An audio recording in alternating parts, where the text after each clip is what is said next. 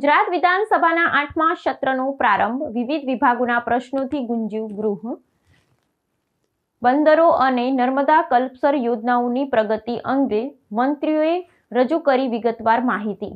ગુજરાતની 15મી વિધાનસભાના 8મા સત્રનો મંગલ પ્રારંભ થયો, જેમાં પ્રથમ દિવસે બંદરો, ખાણ અને ખનીજ, માહિતી અને પ્રસારણ તેમજ નર્મદા કલ્પસર વિભાગોને લગતા પ્રશ્નોત્તરી કાળથી ગૃહની કાર્યવાહી શરૂ કરવામાં આવી હતી. આ સત્રના પ્રારંભિક તબક્કામાં જ વિવિધ પ્રશ્નોના ધારાસભ્યો દ્વારા રાજ્યના દરિયાકાંઠાના વિકાસ અને કુદરતી સંસાધનોના વ્યવસ્થાપન અંગે તારાંકિત અને અંતરાંકિત પ્રશ્નો રજૂ કરવામાં આવ્યા હતા. સભાગૃહમાં પ્રશ્નોત્તરી દરમિયાન સંબંધિત વિભાગના મંત્રીઓ દ્વારા આંકડાકીય વિગતો સાથેના ઉત્તરો રજૂ કરી સરકારની કામગીરીનો ચિતાર આપવામાં આવ્યો હતો.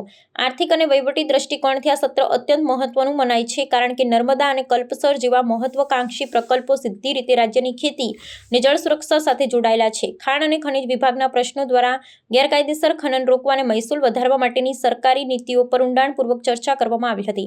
માહિતી અને પ્રસારણ વિભાગ દ્વારા ડિજિટલ યુગમાં સરકારી યોજનાઓના પ્રસાર અને જનજાગૃતિ માટે લેવાયેલા પગલાઓની પણ વિશ્લેષણાત્મક સમીક્ષા ગૃહ સમક્ષ મૂકવામાં આવી હતી, જે પારદર્શક વહીવટની દિશામાં એક મહત્વનું કદમ ગણાય છે.